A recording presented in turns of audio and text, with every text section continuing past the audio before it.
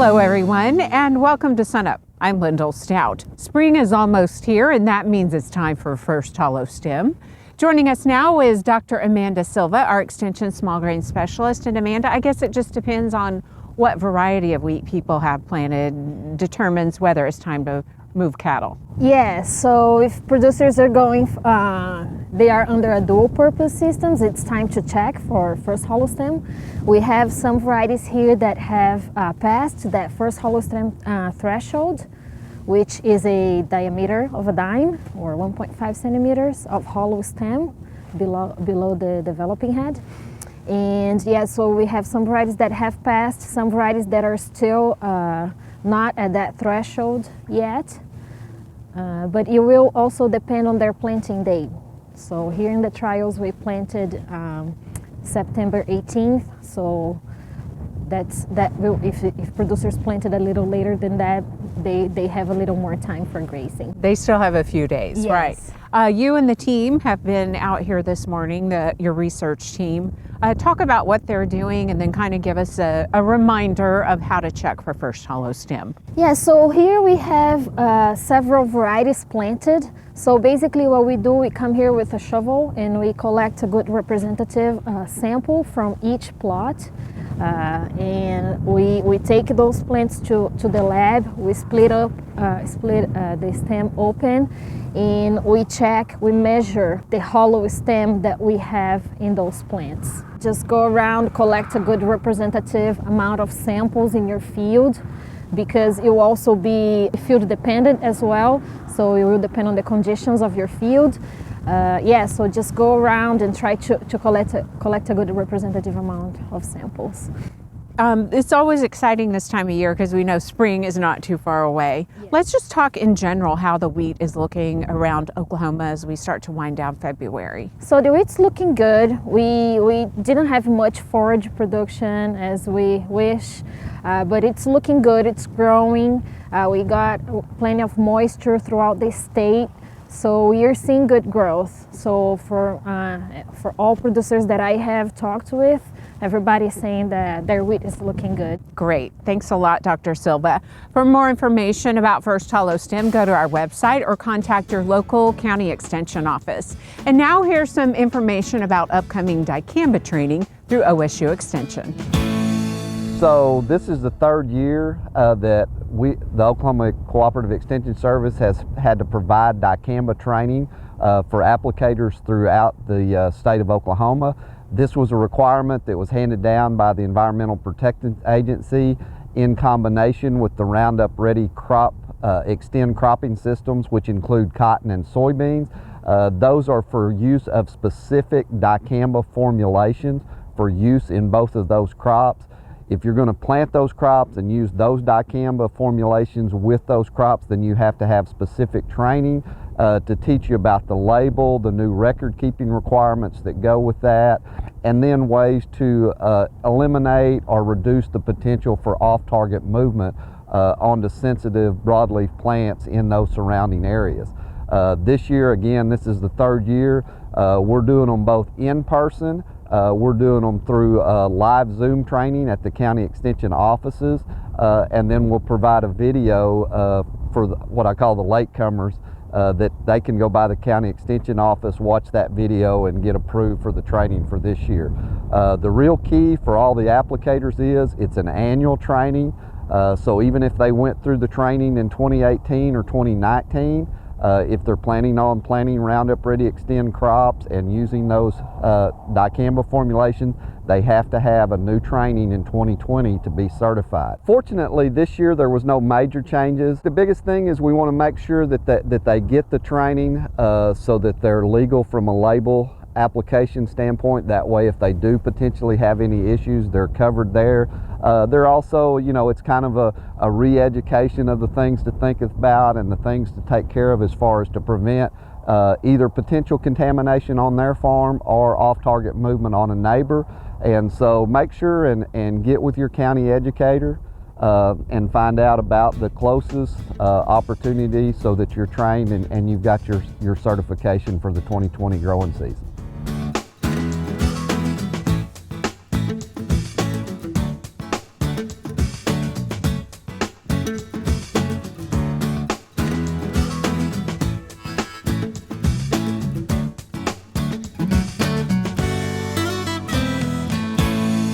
As we go through this or any calving season, any rancher that's been in the business for a long period of time has had that experience of examining a cow or heifer that's having trouble delivering a calf and finding that it's the hind feet coming first rather than the head and the front feet. In other words, that backwards calf.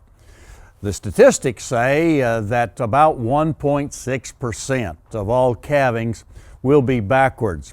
Well, when we find that that calf is coming backwards, I think we need to understand both the anatomy of the cow and the calf, as well as the importance of time.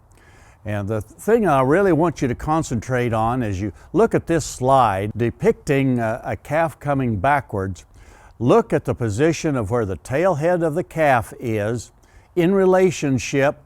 Also look at where the umbilical vessels are.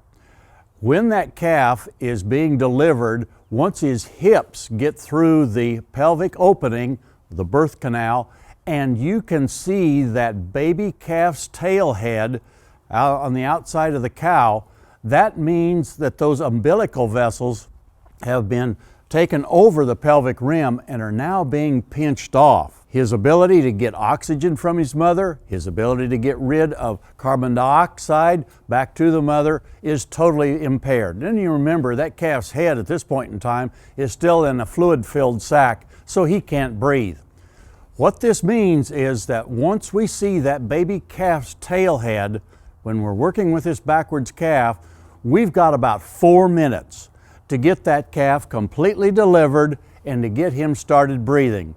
There was actually some research done years and years ago in Europe that looked at what happened when they clamped off that umbilical cord, and they showed that 4 minutes was about the max that they could do that and still get the calf to survive.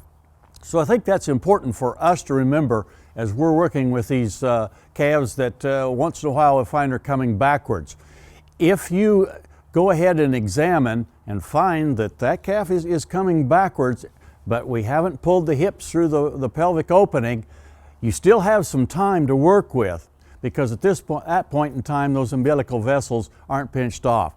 That's the time you want to go ahead and find a neighbor or a family member or even call your local veterinarian to have help on hand so that you can deliver that calf as quickly as possible. Don't wait until you get the calf partially through the pelvic opening, get stuck, and then have trouble delivering the calf.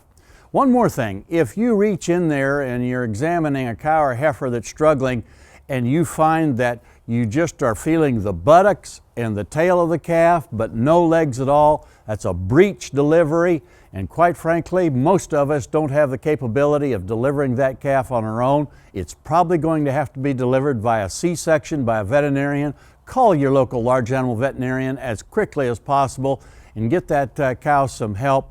The timing again is very, very important, and we'll have a better chance of saving both the cow and the calf if we'll get that professional help as soon as possible. If you'd like to look at more information about working with these cows and heifers at calving time, I urge you to go to the SUNUP website. Again, that's sunup.okstate.edu. Look under show links, and there's a link to our pamphlet. It's called Calving Time Management for Beef Cows and Heifers. Give you a lot of information about working with these cattle at calving time. Hey, we look forward to visiting with you again next week on SUNUP's Cow-Calf Corner.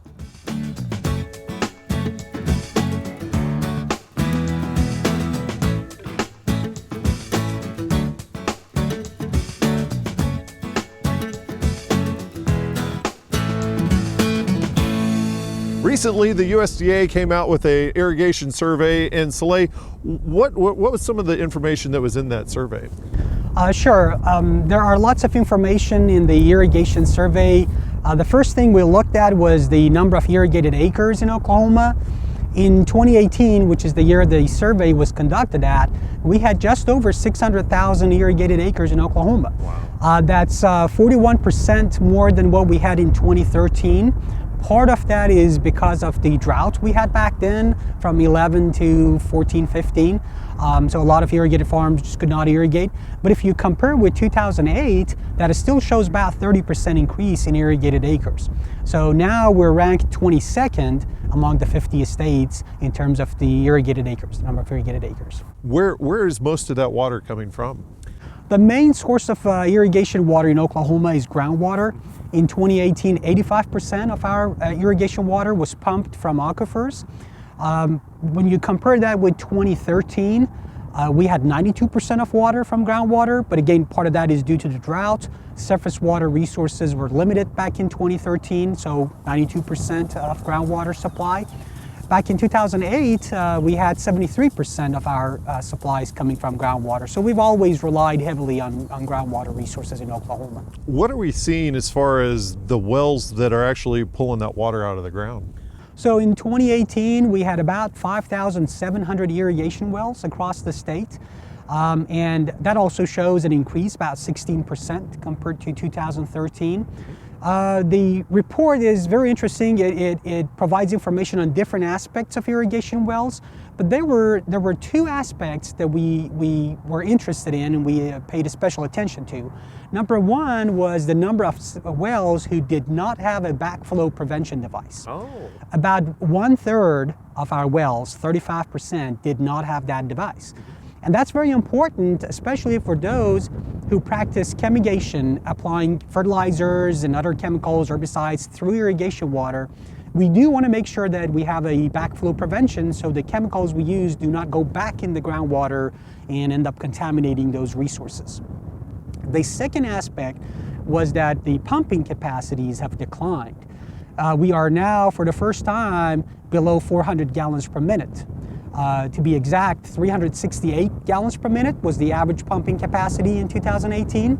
In 2013, we were just above 400 gallons per minute, and back in 2008, we were above 500 gallons per minute. So it's showing some pretty steep decline. So it's mainly because of declining levels and lack of the ability to recharge some of our key groundwater resources. You have an event coming up here pretty soon too. Yes, every year for the past several years, we have been organizing the Oklahoma Irrigation Conference. This year, the conference is going to be on March 3rd in Altus. The organizing committee has put together, in my opinion, a very interesting program. We're going to hear about irrigation and salinity management. We're going to hear about wireless sensor for irrigation scheduling. A NRCS representative will talk about the financial assistantship programs available to irrigators and many, many other talks. Plus, we have 4 CEUs for crop advisors if they need that. There's going to be CEUs in soil and water management. Okay, thank you very much, Dr. Saleh Taghvaeian with Oklahoma State University. And if you would like more information on that event coming up, go to our website, sunup.okstate.edu.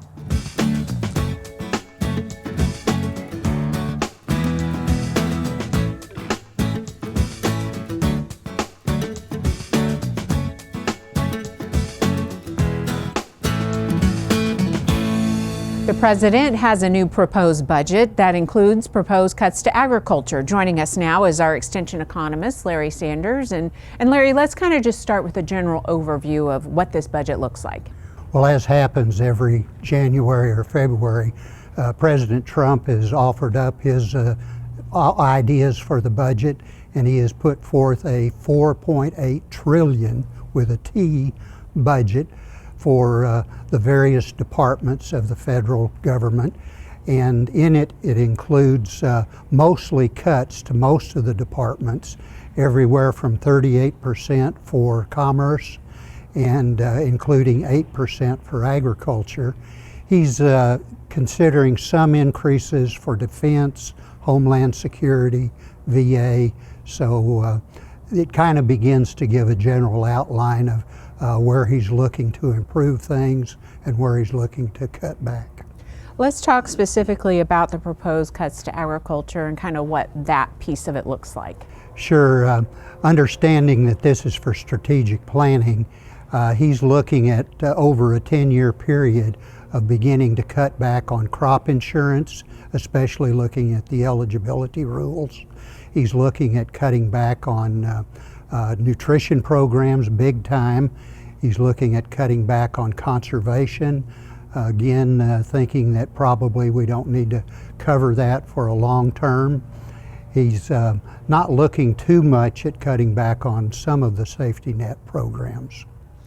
In terms of what happens next, this really is just a starting point. None of this is a done deal yet, right? That's right.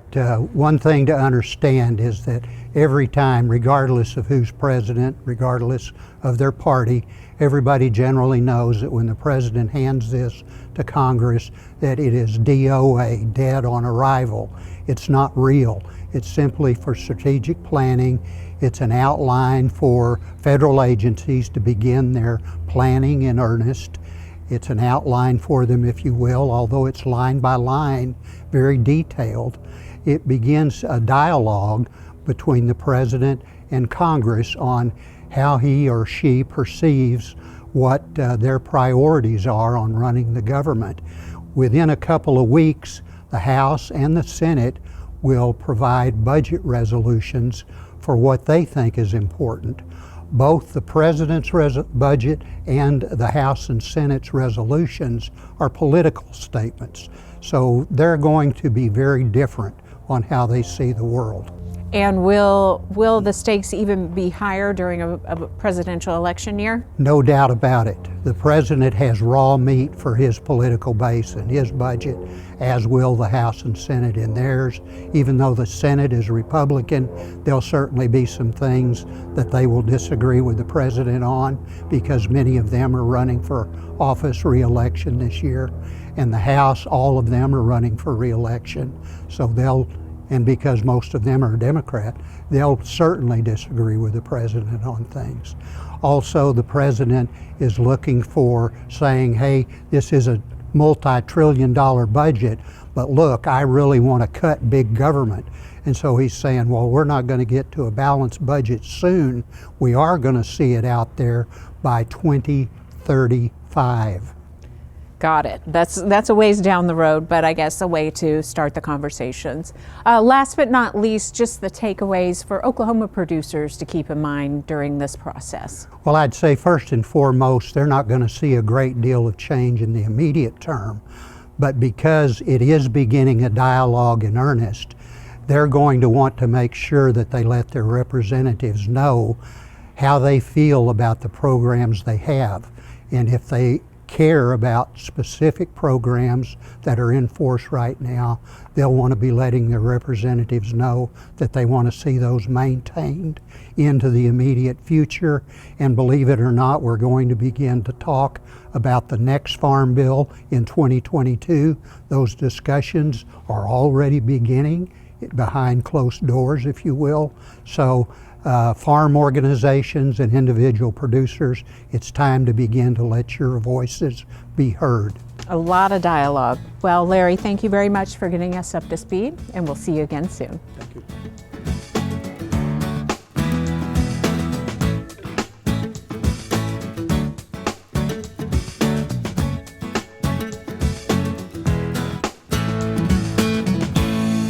Can't believe we're already halfway through the second month of the year, Kim. What's going on in the markets right now? Well, we had some excitement in wheat this last week. On Tuesday, we got a 21-cent price increase, and then it backed off. It got that price increase because Australia announced that their production, which is already low, they lowered it again, and so that's going to be wheat that won't be on the export market.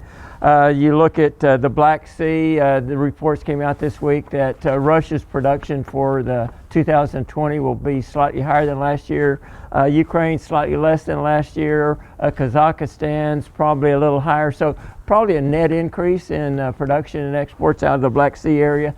The United States about the same. There's some talk about the spring wheat planted acres, what they're going to be. The winter wheat planted acres are already known. It looks like it's in pretty good condition. So U.S. production probably about the same as last year. Now the one I'm looking at is Australia. They're down 300 million bushels below their 850 million bushel average.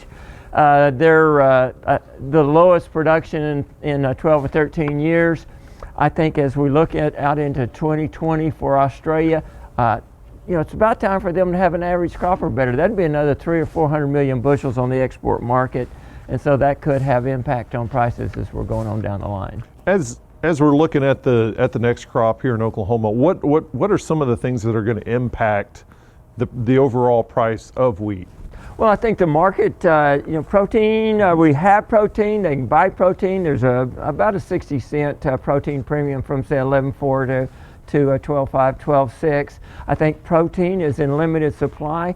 I think our price, we know what the world crop's going to be. I didn't talk about India a while ago, but they're harvesting a record crop. So the crop's coming in the world, but I think the world's going to need protein wheat when ours comes on the market, and if we can have test weight and protein, then we'll have a relatively good price. If we don't have test weight and protein, I think we can still move some wheat out on the market, but prices, maybe 40 or 50 cents less than they would be if we have a good quality product. We've been talking about China and the U.S. for quite some time now. What is the latest chapter in that saga? Well, February the 14th was the day that phase one came into effect. China's been sniffing around the market. The rumor this week was that they were pricing some sorghum, that they were asking about the prices for soybeans. Now, Brazil soybean prices are still a little lower than ours, but we're getting into that, and they've also been looking at corn prices.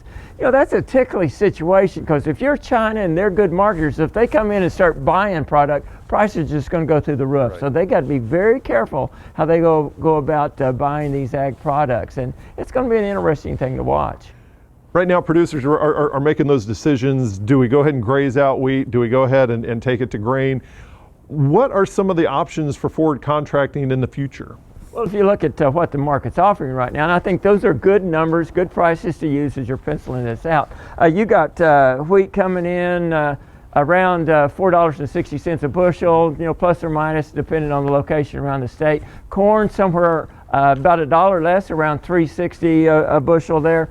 Cotton, it's 70 cents. You had a little move up this.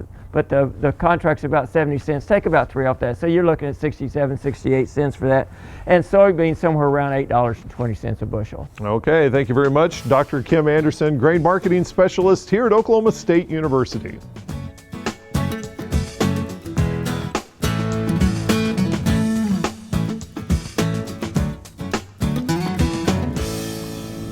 Welcome to the weekly Mesonet Weather Report. I'm Wes Lee. This week, I want to focus on one of our Mesonet products called the Alfalfa Weevil Degree Day Calculator. Alfalfa weevils are the most damaging pest to alfalfa in the state. It is rare that a field can make it through the spring without having to be sprayed for this insect. It has an unusual life cycle in that it estivates or rests during the summer and is active over the winter months laying eggs. This egg-laying activity tends to peak by late February, and then the eggs begin hatching by early spring depending upon how warm the weather is. Fortunately, the Mesonet can help determine more precisely when this hatch will begin. We know they begin hatching when 150 degree days have accumulated since the first of the year. This map from Wednesday morning shows that most of the southern third of the state has reached the 150 degree day stage. Producers in the red areas should already be out scouting for insect damage in the alfalfa fields. With a few warm days, the green areas should begin seeing egg hatch as well.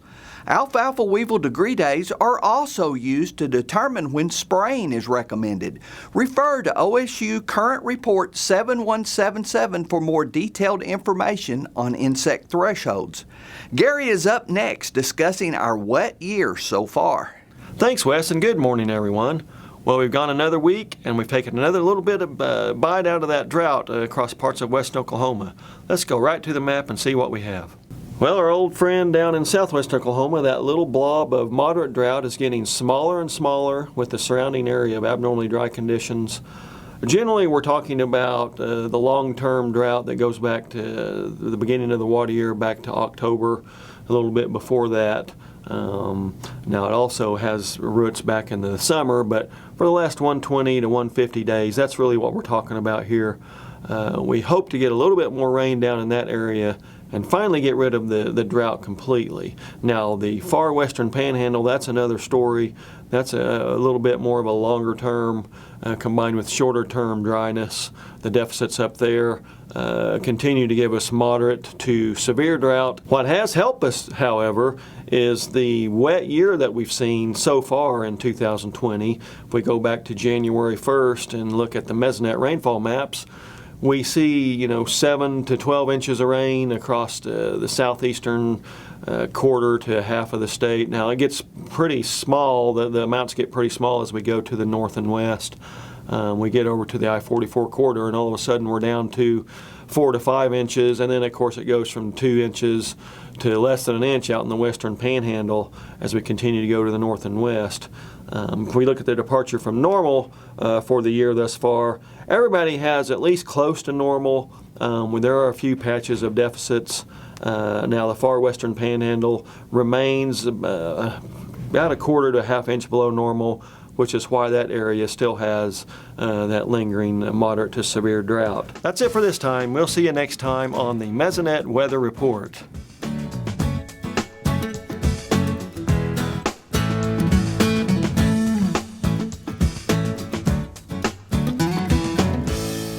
That'll do it for us this week. Remember, you can find us anytime at sunup.okstate.edu and also follow us on YouTube and social media.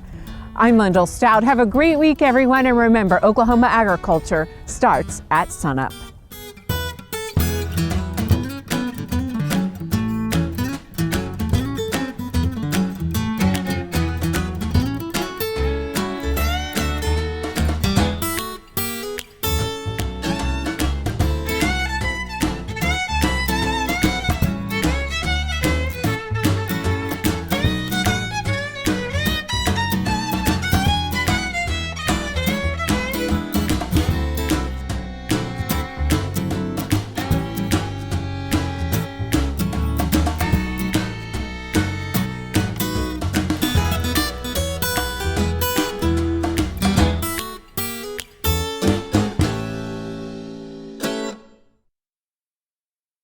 you